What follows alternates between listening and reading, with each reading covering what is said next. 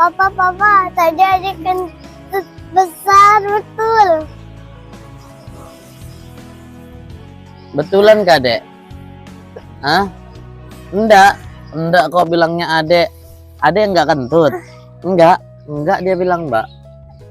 Iya tadi kentut besar. Coba situ, papa cerita dulu. Sini. Iya.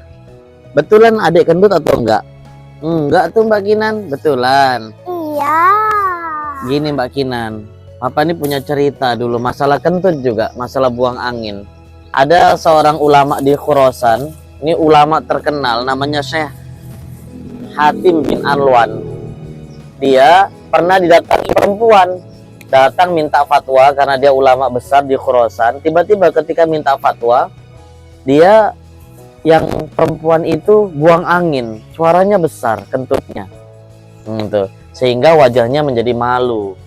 Nah, karena malu wajahnya memerah perempuan itu, maka Syekh bin Alwan tuh karena memuliakan tamunya, dia kemudian apa yang dia lakukan? Dia kemudian pura-pura menjadi tuli supaya perempuannya yang minta fatwa sama dia ini tidak malu karena kelepasan buang angin. Nah, maka kemudian setelah itu dia mulai bertanya dengan nada yang besar Mbak Kinan, seolah-olah dia tuli.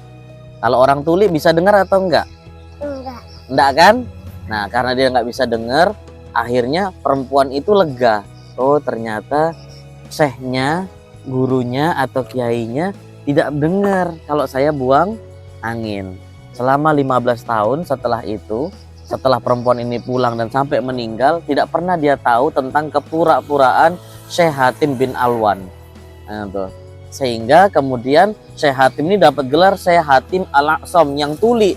Kenapa? Karena dia pura-pura tuli, ya, pura-pura tuli. Akhirnya kemudian apa pelajarannya Mbak Kinan? Kita tidak boleh membuka aib cacat dari orang lain. Jadi misalnya kalau ada orang yang dia itu melakukan kesalahan yang dia sendiri tidak senang, maka tidak boleh diceritakan kepada orang